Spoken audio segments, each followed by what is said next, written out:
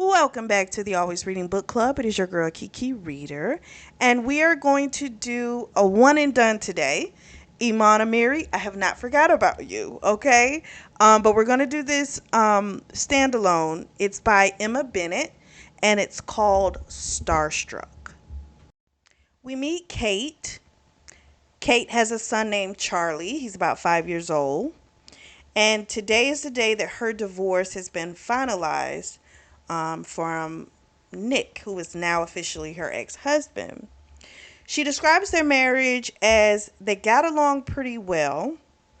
And then once she had Charlie, it's like they were trying to force themselves to be together, especially these past 2 years. Nick hasn't even lived with them. And so today is the finalization of the divorce. It's still hitting her, even though Nick hasn't lived there in a couple years, because it is like this permanent, like, it's really done, like it's legally done. So she does feel a sense of sadness, and she is officially single.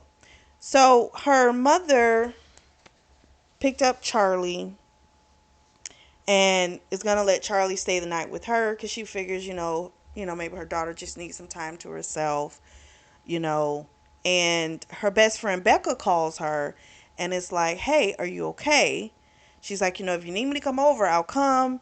Becca's married, she has kids, and she hears the kids and their father in the background playing, and she says it makes her feel sad because that is something she wanted for her child. But let me say this, okay? You could have wanted that, but that's not what you had with that individual, right? So that longing for something, first of all, it should have been gone, because if that child's 5, um, and he hasn't really lived there in a couple of years, I get you wanting a family unit. I get that aspect, but I don't know. I guess you also want something that's natural and not forced. So if this wasn't who his father was with him, like, forcing it was just gonna be trash anyway. So it's like you want to try and provide your kid with a healthy type of a balance in life, and just because he's there, he could be a problem, and if he's been gone for 2 years, what I want to know is what type of father was he with the child? That's what I want to know. Because if he was a piss poor father to the kid, like, that hasn't been an option for you, So I'm more interested now. I want to find out, okay, what type of father was Nick? She lets Becca know she just wants to be to herself, She's going to watch a little TV. And she catches a glimpse of the news talking about Joseph Wilde is getting divorced from Genevieve. I want to say Genevieve because I did take French in high school, so I want to say the French way. But we'll go with Genevieve. So they also apparently have a 5-year-old daughter named Ismene, and Genevieve is like her favorite actress, but we find out that she went to school with Joseph Wilde. She just knew him as Joe. He didn't go to her school for long. It was pretty much like their senior year. We call senior year, but this is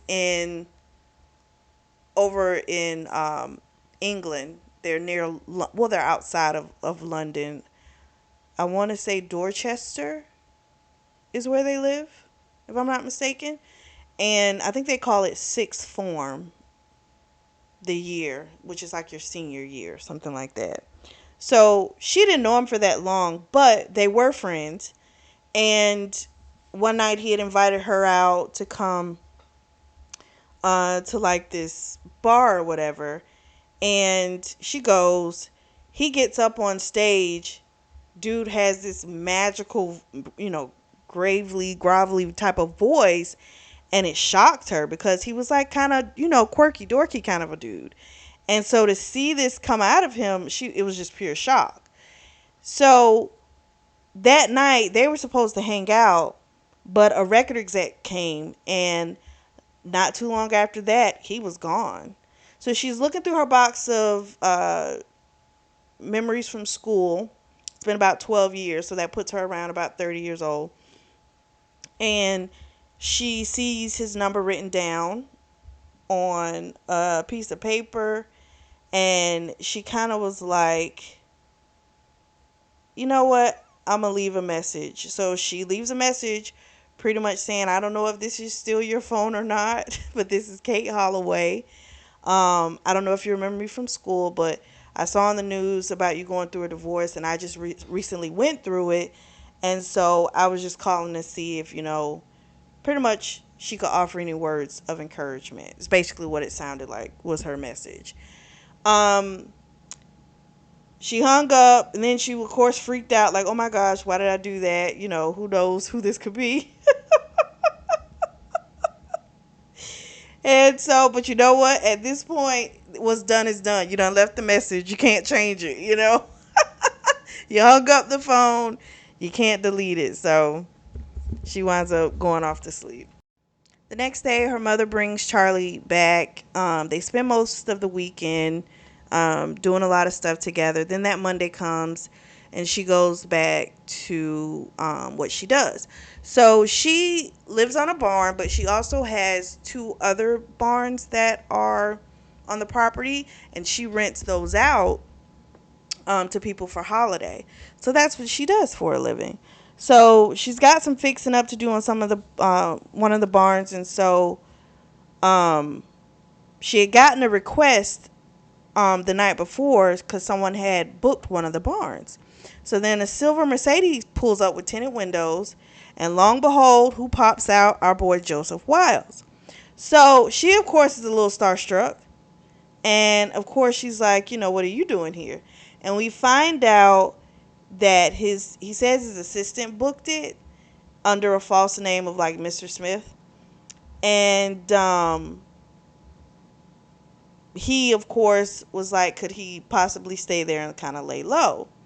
So back in LA, it's a shitstorm. The press has been so vicious since the announcement of the breakup. So he needs a place that he can kind of hide out. No one knows her, you know. So this is a pretty safe space for him to go to. Um, but her concern was, I got a son. I'm not really trying to have a bunch of paparazzi pop up here, I don't want his life disturbed like that. And he says, don't worry about it. He was like, basically his driver was able to shake the paparazzi before they left London. Um, so no one knows where he is. And she's like, okay. And he tells her, if they do find out, if it does become a problem, I will leave straight away. And she says, okay. We find out that when it comes to the land, I forgot to mention this, the barns and stuff. So she inherited that from her father's mother. So her last few years of life, she was in a home. So these barns and stuff, like, they were in, piss poor condition when she found out, that she had inherited them. And so her and Nick, fixed those places up. And at that time, they got along really well. And finally, she was able to, not too long after, she was able to go ahead and quit working her job. She had like an office job. She was able to quit it because they were making, pretty good money doing the renting out of the barns. And so Nick is in pharmaceutical sales, and we find out he has some resentment towards her because she inherited that land. And he's like, he has to work so hard and all this type of stuff. And I'm just kind of like, but wait a minute. I thought pharmaceutical sales reps made pretty good money. Like, I didn't know that they didn't make that much. I thought they made pretty well.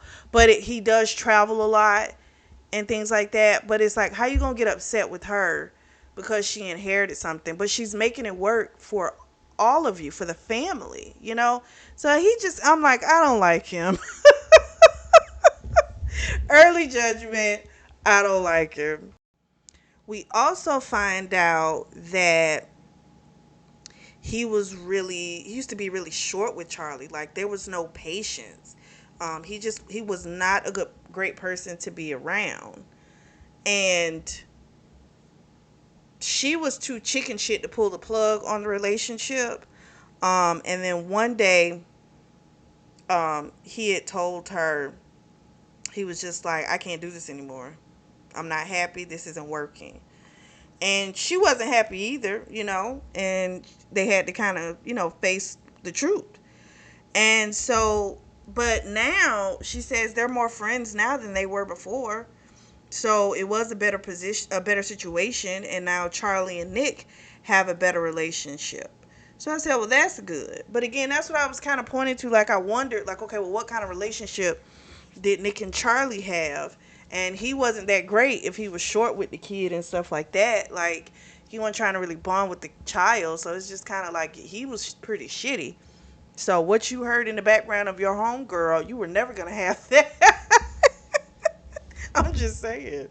All right, so we come back to the present. So she asks him if he wants some tea. Um, and he says sure. She also tells him, you know, I won't tell anyone you're staying here. And he goes to the barn, settles in a little bit. Charlie comes home. Her mother brings him. She doesn't tell her mother about it. Not that she doesn't trust her mother, but at the same time, you know, she feels like, I said I wasn't going to say anything to anyone, so it's just kind of best to keep it that way. And so then later on that evening, she's making Charlie some homemade pizza, and Joe comes in and he asks her if she has any menus for, you know, delivery. And she's like, oh, I'm sorry, like, there's no deliveries, like, they don't deliver out here, you know, you'd have to go and pick it up. And then she offers him, hey, I'm making pieces, I can easily make more for you. He, of course, was like, I don't want to, you know, intrude. And she's like, no, no, no, no, it's fine. Come on, sit down. So he sits down. Him and Charlie get along straight away. Charlie's coloring. He starts coloring with them. They're great. So now Charlie's like hyped. He's like, can I show him my room? Can he read me a bedtime story? Like, Charlie is on 10. So they have dinner. He takes Charlie up, reads him stories and stuff like that. And Charlie had him read like 10 stories to him. And we know he has a daughter named Isme, but he calls her Izzy, which I like better because the other name, I don't know, it doesn't fit too well. It makes me think about, if anyone listened or watched Twilight, if you read the books are great. If you watch the movies are pretty good too. Renesmee, that name, I don't know, Isme for some reason makes me think about that. And I wasn't a fan of Renesmee. Next day, she's going to the store to get more stuff. And she asks him if he needs anything because he can't exactly go into town, you know. And so before she went to go ask him, though, she was kind of looking at herself in the mirror. She had on jeans and a sweater. And she was thinking like, ooh, should I change? And then she's like, no, I do not need to change for this guy because he gives her the feels. He always has. She's always liked him, you know. So, but she's like, no, we're not doing that, you know. So, we get a little backdrop. That night that he met with the record execs, we find out she never heard from him again. Like, she would ask his mom about him different times, you know, how he was and things like that. But, you know, the mother sometimes didn't even know where he was in the world. So she thinks to herself, you know, if the roles were reversed, you know, I definitely would have reached out to him, you know.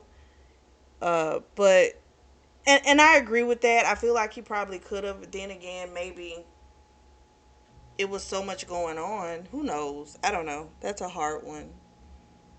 Because when you have like massive things going on, sometimes it's not the easiest thing to just go and reach out. And I think he was in a whole new world. I mean, he could have at some point said something to her, but I don't know. Maybe he thought at some point she forgot about him. I don't know. I don't know. I don't know. But I see why she kind of feels that way. So she goes to the store. She comes back, picks up Charlie because she had gotten a list of whatever our boy Joe needed. Um, Joe comes over. He's like, I can take my bags. You don't have to lug those around. Charlie, of course, wanted to play football, aka what we call soccer, and he was like, if it's okay with your mother, and she's like, he's really busy, he's got new songs to come up with, and he's like, listen, I haven't gotten any inspiration yet, so I have time to play football. So she goes inside to start dinner. She gets a call from her friend Becca, and Becca's, asking, how is she? She's like, I'm good. Joe comes in, and Charlie, and of course Becca hears this man name, and hears him, and she's like, "Who's that?" And Kate's just like, "Oh, it's just an old friend." That wasn't good enough. Becca was like, old friend, like they went to school together, so it's like we know the same people. Like who? Like who? But Kate was able to get her off the phone because she was like, "Oh, my potatoes are burning." So Joe apologizes. He's like, I'm sorry, I didn't mean to interrupt your phone call. And she kind of lets him know, it's okay. She didn't say anything to her friend. Um, she did say she does feel kind of bad lying, you know. But I'm like, you're not lying. I don't know. It's a delicate situation, right? Like, this is a, former friend from school. You at the same time not trying to have a bunch of people run around here paparazzi. Your friend may not tell a ton of people, but it just takes one person to find out, and then now we got a problem. You know what I mean? So I don't think she should feel bad. I really don't. I really don't. The friend probably is not going to feel that way in the event she ever finds out, but I don't think she's doing the wrong thing at all. And who knows? If he's only there for a couple days, hell, you can tell her afterwards. It'll be a great story to tell. So it's been about a week now. We fast forward, and she's loving having him around, as well as Charlie. Her mom calls her. Charlie answers the phone. Charlie's a kid. Charlie's excited, and he starts talking about mom's friend Joe. He wants to tell her how they play football, all the other stuff they do. She's washing dishes, so she starts flinging her hands trying to get his attention. So finally, he gives her the phone, and her mom's like, "You have a boyfriend? Like, don't you think it's a little too early for you to be having some man live with you?" Now, don't get it twisted. I do think that is a valid concern. I am not mad at her mother for saying that to her. Yes, she's been separated for 2 years. I don't think that's an issue about just because your divorce was just finalized a week ago. I think it's just the fact you have a child. It's a short time frame for you to have someone around your kid. I understand her mother's reaction. It makes sense to me. Um, she says to her, like, he's not my boyfriend. Like, do you not know me? Like, do you really think I would just move somebody in? You know what I mean? Like, come on. So she says it's just an old friend from school. And her mom says, I don't remember you having a friend named Joe.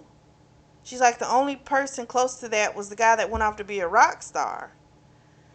And so then her mother knows, like, so it's Joseph Wilde. She figures it out. She's like, I just saw him on the news, getting a divorce from Genevieve. And she starts talking about it, and she's like, he needs some peace. That's why he's here. She wanted to know why she hadn't told her sooner. She said, listen, Mom, I promised him I wouldn't say anything to anybody, you know. And she's like, yes, but I'm your mother. She's like, yeah, maybe so, but I just didn't want to do it. I wasn't telling anybody. But she also tells her mom, you can't say anything to anyone. Like, we cannot have paparazzi popping up around here that would terrify Charlie. And of course, she was like, I won't say anything. But I think it was a good that she mentioned that just in case she got excited with her girlfriends and decided to say something. I think that will stop her. Like the idea that something could be harmful to Charlie. So I'm glad she did mention that. Eventually, Joe comes over. She tells him, I got something to tell you. And he's like, that sounds ominous. And she tells him about her mom. Um, and she said she tried to cover up what Charlie said with all his excitement. He's like, and he was like, do you think she'll tell anybody? And she's like, no, she won't say anything. Um, Especially with, the possibility of paparazzi scaring Charlie. And he goes, okay, well, so he told her again, listen, if anything happens, I'll leave straight away, if that's what's best. And she's like, no, no, no, you're fine. I don't want you to go. Next day, she was kind of down, and Joe noticed, and he's like, what's wrong? And she's like, Charlie's going to stay with Nick for the weekend, and normally she would do things possibly with her friends, but they're busy. And so he says, okay, I'm going to be your entertainment. She, of course, is like, you have better things to do. He's like, really, I don't. So let's see what he has planned. So next day, Nick picks up Charlie. 9:30 sharp, old boy Joe pops up at the door. He's like, you're going to have to change because we're going sailing. She, of course, is already sailing, like, pretty much shocked because she didn't realize he, knew how to do that. But she goes upstairs, she changes, um, packs a extra bag. They come down, they take her car, and they go to this home that's his friend's house. And they go out on the boat. It's like a racing boat. And he loves racing. He's not the greatest at it, but he still loves and likes to do it. So they go sailing. They do it. He lets her do a few things. She has a really great time. Really enjoys it. They leave from there. She changes. He tells her, um, tonight, make sure you get dressed up. I got a surprise for you. So they get back to the barn. Um, Later on, she dresses up. She has on like this 1950s cocktail dress, cream with red dots, puts on her red kitten heels, and she goes. So she sees two shadows in the window, and she's thinking, oh my gosh, did I get this wrong? Like, is he on a date? And, she has like all these thoughts. And so he opens the door, and it's a world famous chef. He's like from a French restaurant. Um, and he really loves the guy's cooking. And so the guy comes out. We find out the chef, his wife just had a kid. And he paid the guy a lot of money to come to do this dinner, apparently. So she was thinking, Joe was going to be the one to cook. But he's like, I can't cook. She was like, but I would have been fine with it anyway. So she tells him, just it would have been nice, spending time with you, period. So they have a really great dinner. And then afterwards, she tells him, how wonderful this whole day's been. She really appreciates it. Him planning everything. It was just really great. And so she tells him, this food was absolutely amazing. She's like, I'm sorry, like, you're probably sick of my basic food. He's like, no, I love that. He's like, this food is amazing, but I can't eat this every day. So she asks, well, he says to her, like, are you leaving? And she's like, no. She's like, did you want to watch a movie or something? And he says, well, I was thinking of something else. And so he takes a step towards her, and cautiously, he's going towards her. And then they wind up having this deep, passionate kiss. Next morning, she wakes up. She's not in her bed. Comes back to her. Oh my gosh. Yes, our girl was fucking. So she gets up, goes in the bathroom. She, of course, looks disheveled. She hadn't taken off her makeup. And she's been fucking, so she immediately starts to compare herself to Genevieve. It was kind of like, any imperfection she saw on herself, she started looking at that. And then it's like, then she kind of thought, that woman, she's an actress, she's beautiful, world known, you know, pretty much, why would he want me? And she kind of had to stop herself from doing that. And she goes back in. They have a little bit more fun. Basically, they screwed until they got hungry. And then the next day around noon, they got up, took a shower, hunched a little more, and then watched Casino Royale. And they talked during most of the movie. And then when it got close time for Charlie to get home, Joe left. So then Charlie came. Nick comes in because normally he comes in, has tea or something. And he tells her, "You look really happy." So, of course, Charlie's been talking about Joe. And he was kind of concerned because it's like he's been on dates and stuff, but he's never brought anyone around Charlie. So, he's kind of like, Charlie could get hurt, you know? And he says he's supposed to be just a tenant, right? And she was like, yeah, he's a tenant, he's renting one of the barns. And she tells him, no, listen, Charlie's my first priority. He always is. Hell, that's why she stayed in that bad fucking marriage, for so long, because she was thinking about the ideals of what to give Charlie. And even though she was never going to have that with him, she was still trying.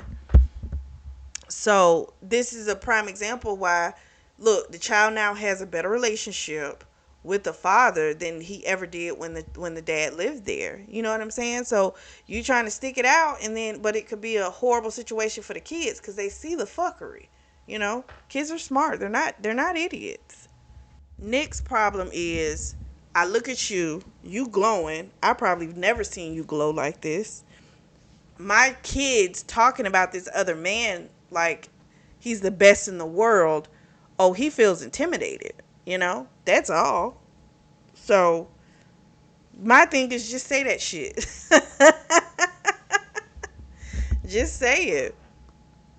But he doesn't, of course, he doesn't want to appear jealous about anything, but he clearly is. So Nick finally leaves.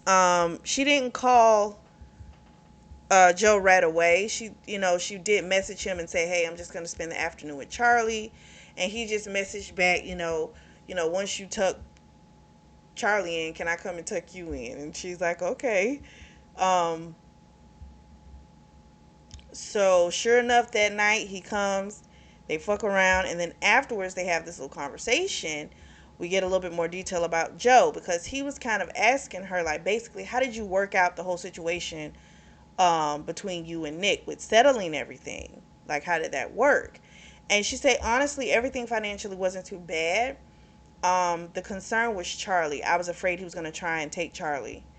Um, and, he travels a lot, so it would make sense for him to do it with his job, but I just didn't know if that was something he was going to try and do. So even though we share custody, Charlie lives primarily with me. So then he was kind of like, okay. He's like, with Genevieve, he got, how did I say it?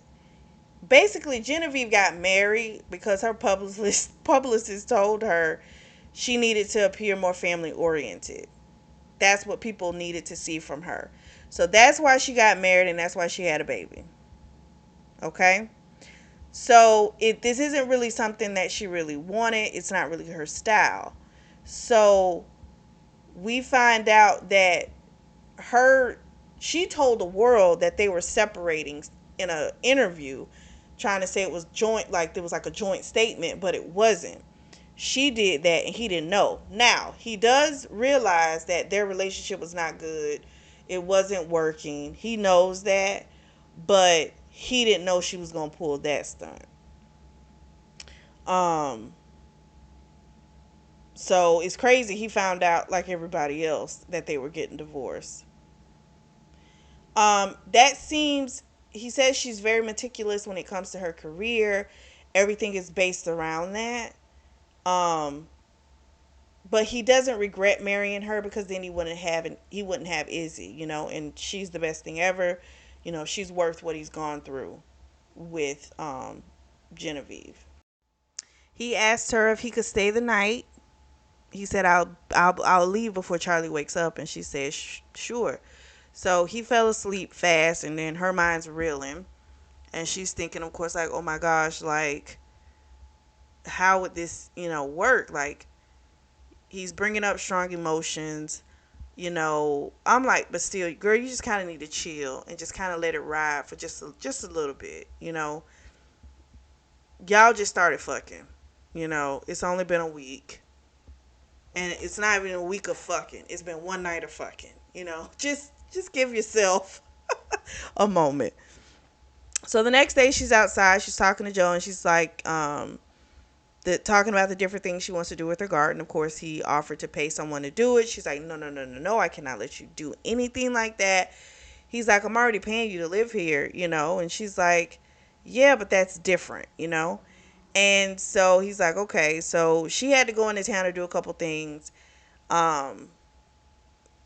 Tells him, I'll see you later. And he was like, hopefully I can get some writing done, get some type of inspiration. So when she comes back later with Charlie, whole fucking mess. Joe tried to um, do the different things she wanted to do with the garden, and he just fucked a lot of shit up. He was like found stuck upstairs.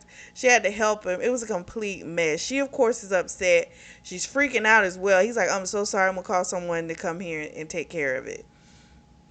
And so at this point, I kind of feel like he did it on purpose. This was his way of allowing her to let him pay for it. Because if you don't know nothing about landscaping, why the hell would you jump your ass out there and try and do projects like that? You're not going to do it. So I think he wanted to fuck it up because that was the only way that she was going to allow him to actually use his money to fix it. I know that's what that had to be, because so he had this company come out, and he said they actually had helped him with his friend's home. They've already signed NDAs and stuff like that, so they're perfect people to do the work. So he comes in, he's all grimy, and he's like, let me shoot upstairs, let me take a shower, and I'll be back down. She's cooking. There's music playing and stuff like that, so she doesn't hear her friend Becca come in. So Becca stopped by to surprise her and wanted to take her for like coffee and cake. I think that's what they call it, pastries, cake, I think. So basically, she's trying to get Becca out of there, quick as hell. She's like, oh, I'll meet you in an hour, okay. But unfortunately, our boy Joe comes down the stairs and nothing but a freaking towel, and says, I was hoping you were going to join me. So that alone lets her know Becca knows what's going on, but she doesn't act as if she does. She just says, oh, okay, I see you're busy. I'll see you later. I'll see you in an hour. And she's like, okay, I'm going to just finish up here. Becca leaves. He asks, Kate, like, do you think we're going to have a problem? She's like, no, I trust Becca with my life. She's fine. So Becca had also texted her and was like, oh my gosh, Joseph Wiles. I cannot believe it. She's like, I didn't want to fan out in front of him. That's why I kept it cool. So Kate gets to the coffee shop. Becca asks her what she wanted, and then Becca wanted all the details. She tells Becca, and she had to admit it was so nice being able to talk to someone about this stuff. It was great. She started to kind of compare herself to Genevieve, and Becca was like, don't do that to yourself. Yes, he had her. Yes, that's who Genevieve is, but that didn't work out. So don't compare yourself to that, you know? And I was glad. I was like, good for Becca for telling her that. And I know that's easier said than done, but it was good for her friend to tell her that, because she didn't need to like beat herself up, you know, trying to compare herself to somebody who's an image or something. You know what I'm saying? Next day, Joe had told her, I'm gonna have a surprise for you two when you all get home. So when she picked Charlie up, came from school, he had the garden all straightened out, and then the tree that had fallen, that was gone, and he'd had them make a tree house for Charlie. I was like, that's really beautiful. That's really sweet. Um, she admitted that, you know, her feelings for Nick had to kind of grow, but what she feels for Joe, even way back when she was younger, it was just very boom. She felt that thing. So I thought it was sweet because it's like he took what she wanted done with it and just took it up a notch and made it even more thoughtful. You know, he included her son, you know, making it a place for him to love as well. So I thought that was just super, super sweet.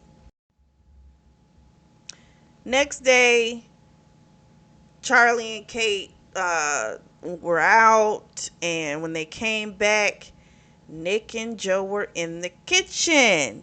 Joe was actually making Nick some coffee. So she, of course, is like, what are you doing here? And he says, well, I came to drop off Charlie's raincoat and ran into Joseph. So the way that he said Joseph, she knew automatically, he knew exactly who this man was. And Joe winds up leaving, and Nick is pissed with her. He's like, why didn't you tell me that? You know, why didn't you tell me who it really was that you've been spending all this time with? And she's like, well, first of all, he is renting a barn, like I told you before.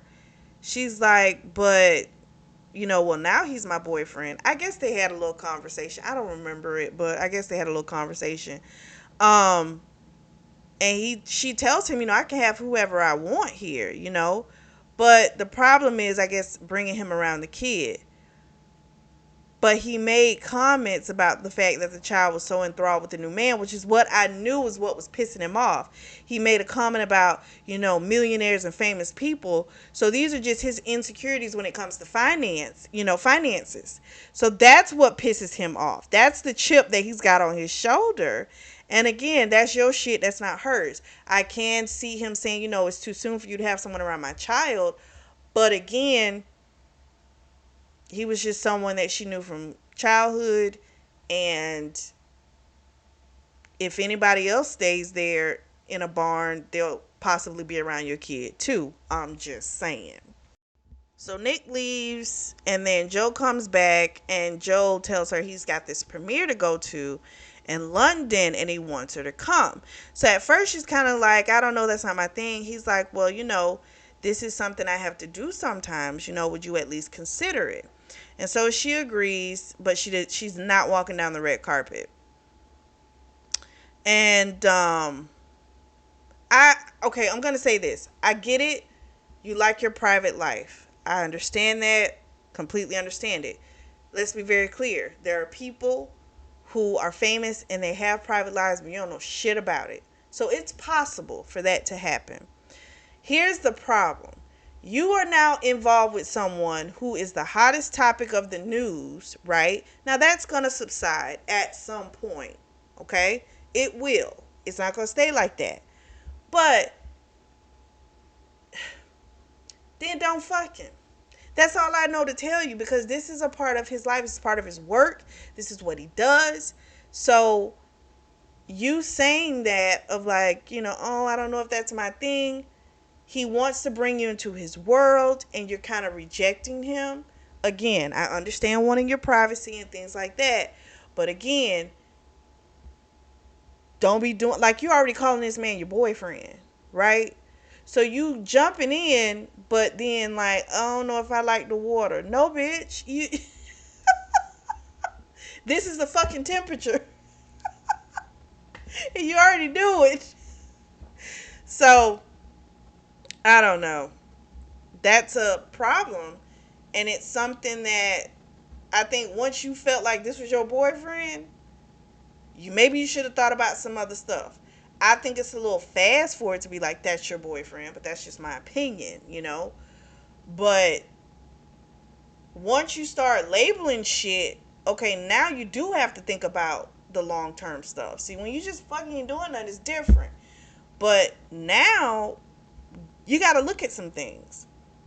And so I was like, well, at least she agreed to go. So they're going to spend a couple days in London. Her mom's going to watch Charlie. So boom, they get there. Um, Dorchester is the name of the hotel. So I forget what city she lives in. It'll come probably back to me later. So that's a really expensive place. She, of course, at first was going to do the whole out, let me pay half. He's like, let me treat you. They go out. I'm sorry, they don't go out. Um, and they order room service. She's good, but she did kind of want to go out and spend some time in the city. But she also wanted to spend time with him. But again, I was just like, why you just didn't fucking go for a little bit? I don't know. So anyway, they go to the premiere. Before that, I'm sorry, he bought her a really beautiful dress and some Louis Vuittons. Um, they arrive at the event. He walks the red carpet. She, of course, was not walking that red carpet. His publicist comes and gets her. She felt weird. She felt like somebody was watching her the whole time she was in the premiere. She couldn't really enjoy herself. It's a little after party at this hip place, kind of secretive. She goes, she sees the movie star. I think his name was Michael something. She's a big fan of his, but when she walks up to him, he's got like some white powder underneath his nose, and he's just really bummy looking and shitty acting. And she's like, ooh, talk about kill the fantasy. So then after that, guess who pops up? Good old Genevieve. Walks up, she's staring Kate down, looking at her with so much disdain. And Kate kind of meets her glare, which I was kind of proud of her, because I was thinking like this bitch is gonna diminish herself. She's gonna try and like make herself disappear. She was bold when she looked at her, so I was proud of that. I was like, good for you. So during the conversation with Joe and Genevieve, she finds out Izzy's is not in France. She's in London, and she hadn't told him. She says to him, so I'm sorry, he says to her, well, can I see her, tomorrow? And she's like, call my assistant. She'll set something up. She complained about the little girl, saying that the girl didn't understand how important her job was and the demands and how draining it is. And so you could tell she really didn't want a kid. She's just keeping this kid around for her own benefit. So poor little girl. So they leave. They're heading back to her place, and on the drive, he asked her, "Did you really hate this? The whole premiere after party. Like, did you hate it?" She says, "I didn't hate it." She's like, "I loved the hotel. It was gorgeous. It was beautiful. I just wish we could have went out more."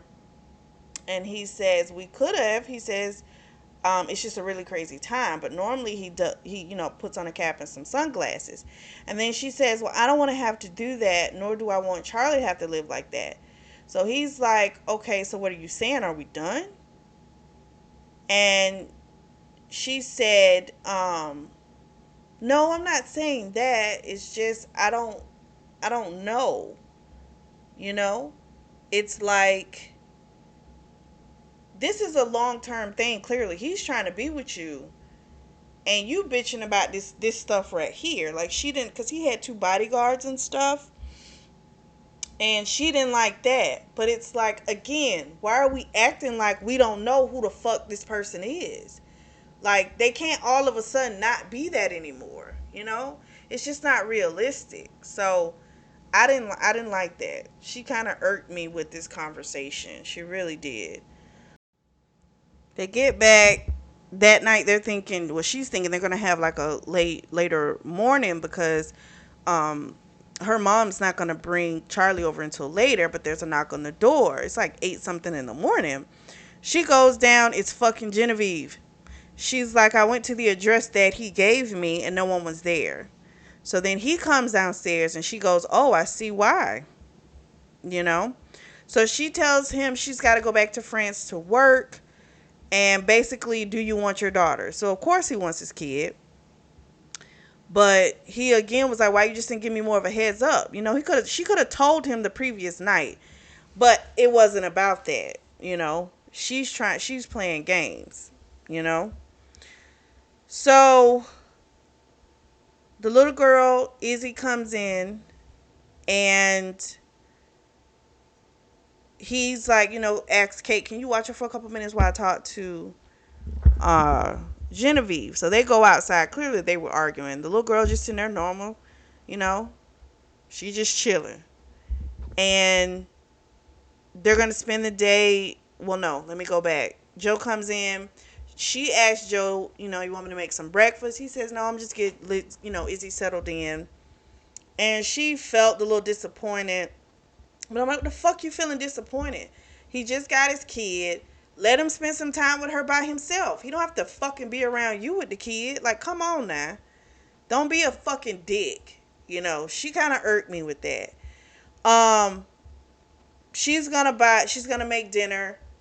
She let him know that. So she had saw where Genevieve apparently does this macrobiotic diet, and she saw Genevieve's book, and so she's like, okay, I'm just gonna cook something from this book. So Susie brings Charlie home. Of course, her mom wants to know everything. She tells her. Susie's shocked.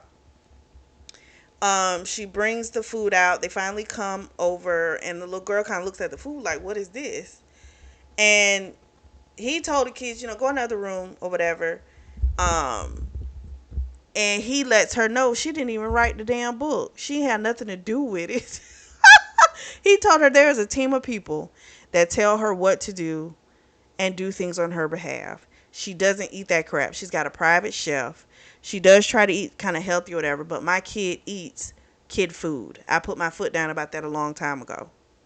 He's like, so go and get some fish and chips from in town. He gave her the money for it. It's my treat. He's like, I'll have the kids bathed, and we'll have dinner when they come back. Now, to me, that's a little too soon for somebody to be bathing your child. But, again, hey, it is what it is. But I think that's too goddamn soon. So, she felt bad because, how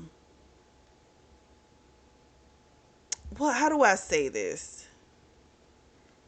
She didn't even think to ask him, like, you know, well, what does she like to eat? Why did you just fucking assume, oh, this is what it is? You should have just asked him, what does she like to eat? Genevieve shouldn't even been nowhere in that conversation. Genevieve gone. She got a fucking daddy.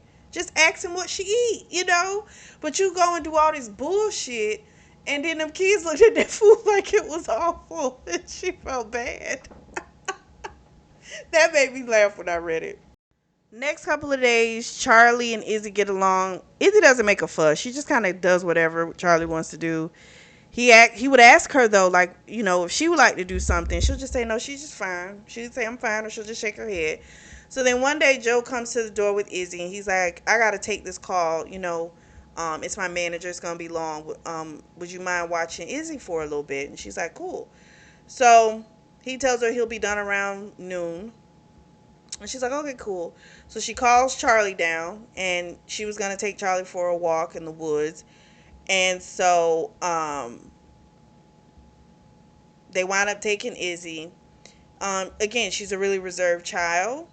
So it was wild that while they're walking, Kate winds up trying to make sure the kids are all right, and she trips and falls in the mud. And because she has Charlie's hand and Charlie's got Izzy's hand, everybody's in the mud.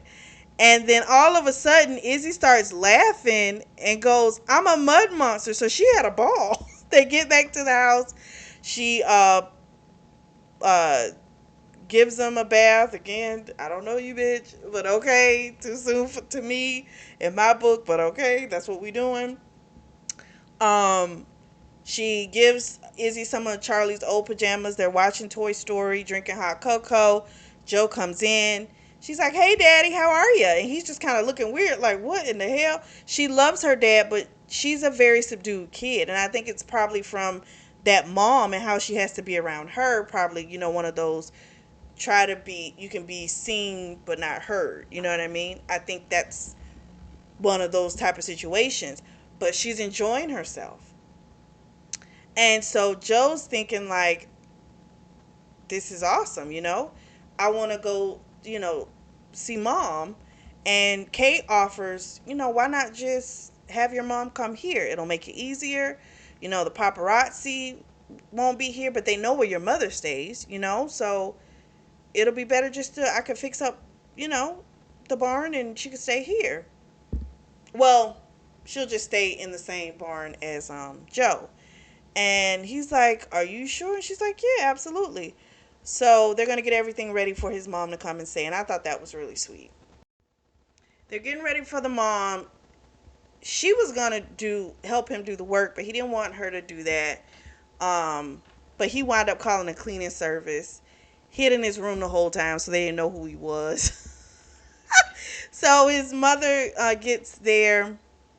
Kate's really nervous because she hasn't seen her since, she was a teenager like all those years ago.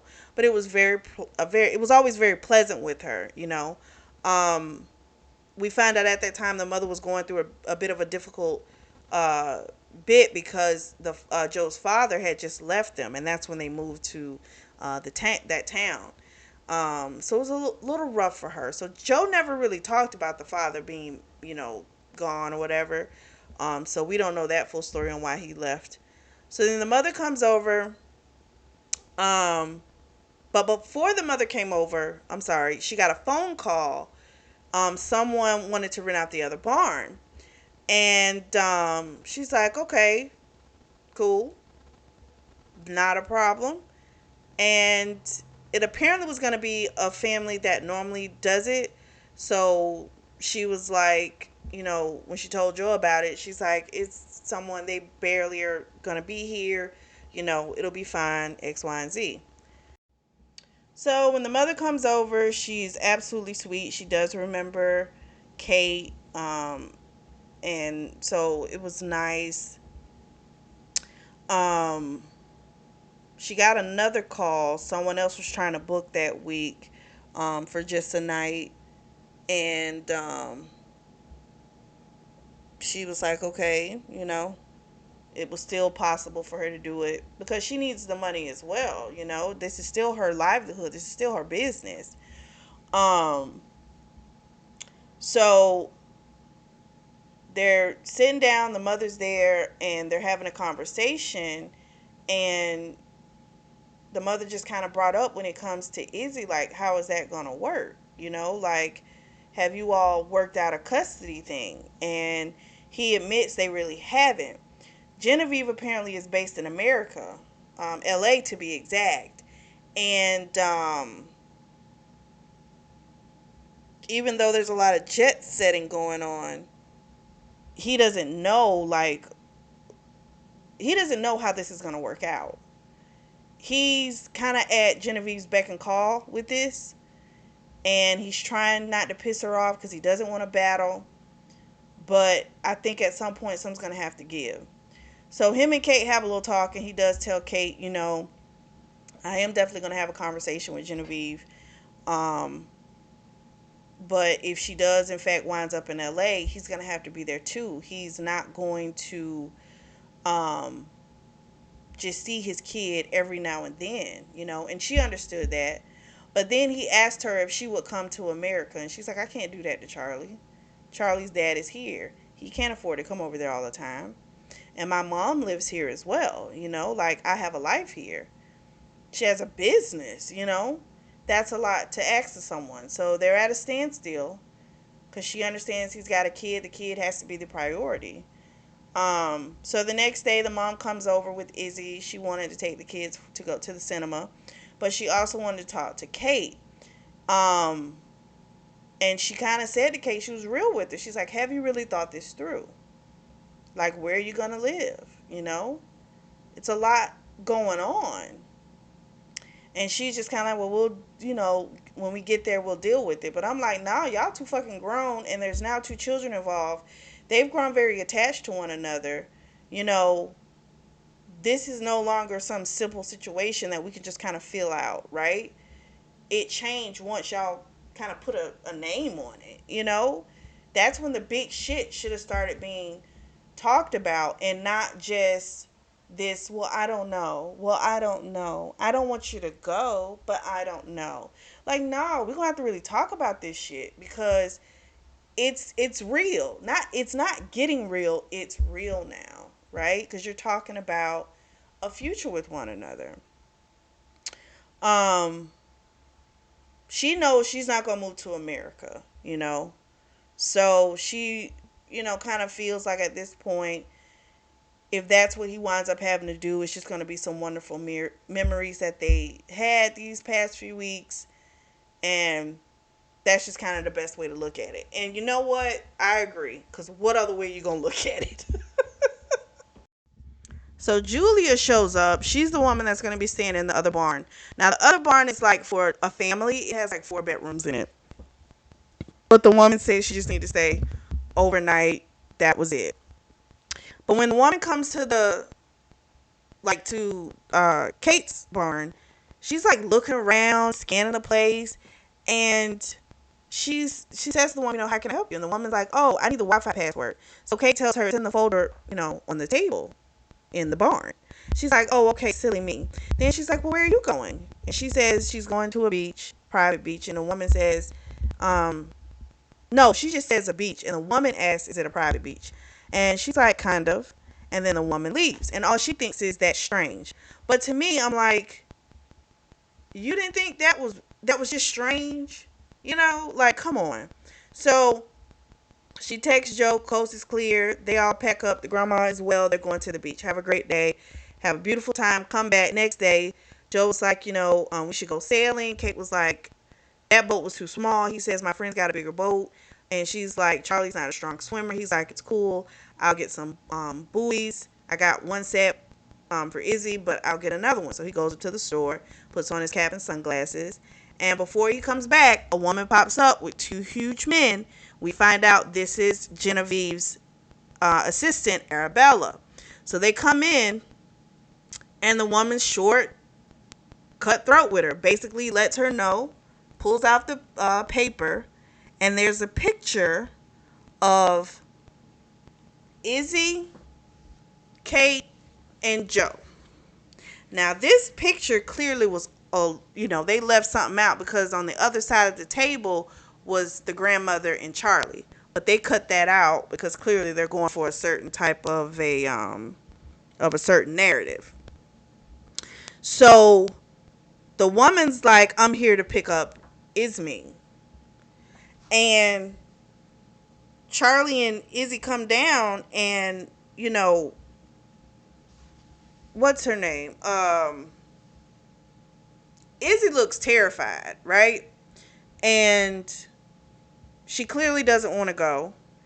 Arabella's just kind of like, this is what's happening. She has Genevieve on the phone, gave Kate the phone, and Genevieve was like, either you give me my kid or I'm going to file charges against you. My thing is, and she did say to him, why can't y'all just wait for Joe to come back? He'll be back soon. And it was like, they were like, no, we have to go now. We have to go now. See, that's where I'm like, fuck y'all. I will call the fucking police because you're on my private property. And this little girl is not fucking leaving until her dad comes back. That's what I would have done. But she didn't. She caved, and she let the girl go with him. And sure enough, not too long after, Joe comes, and she's got to tell Joe what happened. I did forget to say, she did try to call him as well, but he had left his fucking phone on the table. Now, that's his fault, because you have a kid. Bitch, you should have had your phone with you too.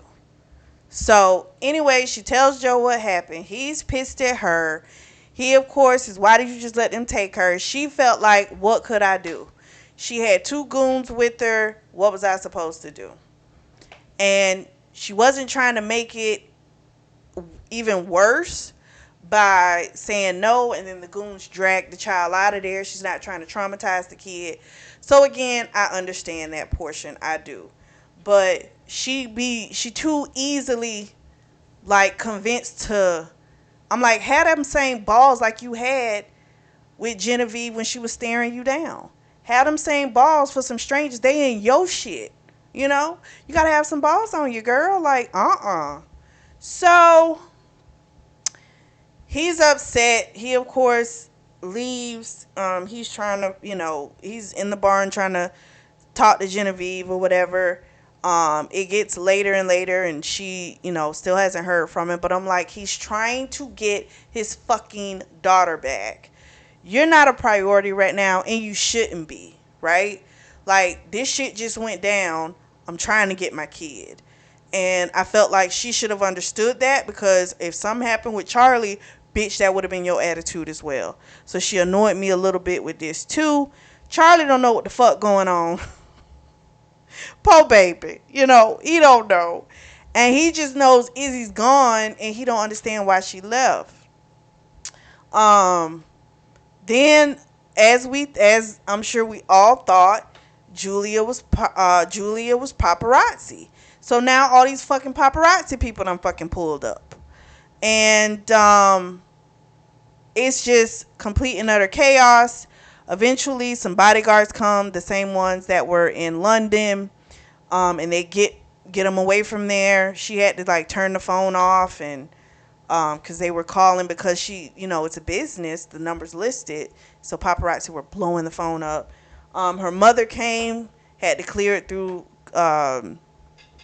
security for her mother to come through. Absolutely insanity going on. And so he eventually, she goes over to talk to him, and he asked her, did you call the paparazzi? And she's like, no, why would you even think I would do something like that? Because he saw the pictures. It was like, well, how'd they get the pictures, right? And so then he was like, did one of your friends, did Nick do it? Or like totally all on her, not thinking for one moment that it could have been Genevieve or someone else. It was her. So that was hurtful, and I can understand that. I can understand her being mad about it. I could understand him thinking it was her. But you also should have thought of some other people as well. Like, come on. Just saying. But he tells her he's leaving. She wanted him to at least, say goodbye to Charlie. He's like, I can't do that. I gotta go. And so that upset her, and he left. He was gone. It's probably been like a few days. We fast forward. And she's thinking, I really need. She figures out that it is Genevieve who's behind everything, because Julia came back to the house, said she was with, I'm going to say the Daily Planet, because I was watching Superman the other day. So I'm going to call it the Daily Planet. And the woman was like, I'll give you a large sum of money for an exclusive and all this type of stuff, and saying how, I want your side of the story on how you could destroy a family and all this type of crap. So she knew right off bat, oh, yeah, this is Genevieve. She sent her. So now she's thinking, I need to help Joe. I need to find a way to help him. She knows that Genevieve's in France. I'm like, it's a big fucking country. But okay, go off. But, with social media, she can figure out where she is and how to get to her.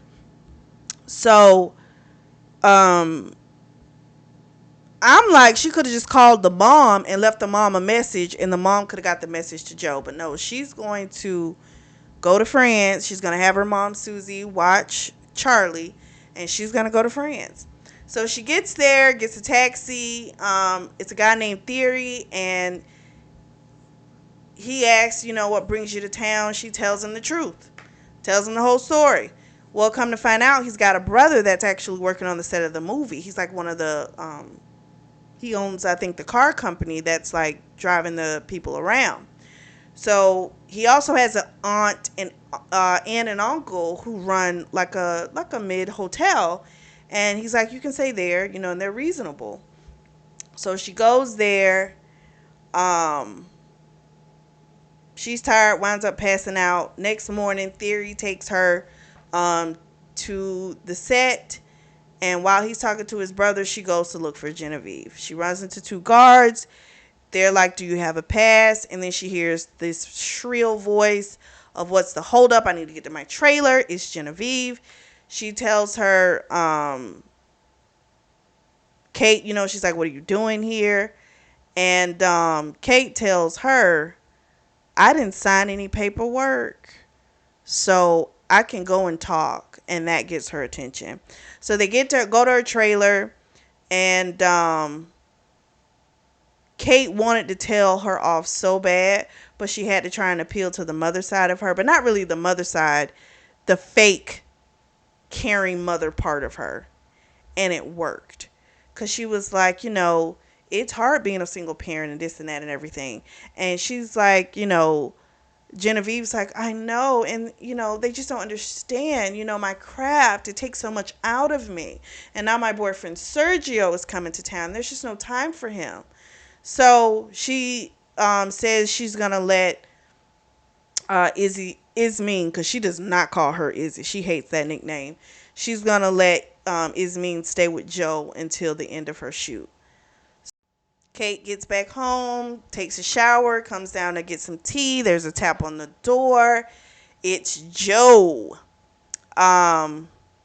He knew she was the one that had gone and talked to Genevieve. Girl did a complete 180. She's going to let the kid live with him permanently. He's going to be the primary caregiver. She'll see her on holidays and stuff like that, when she has breaks from movies. And she said she is looking into getting a place in London.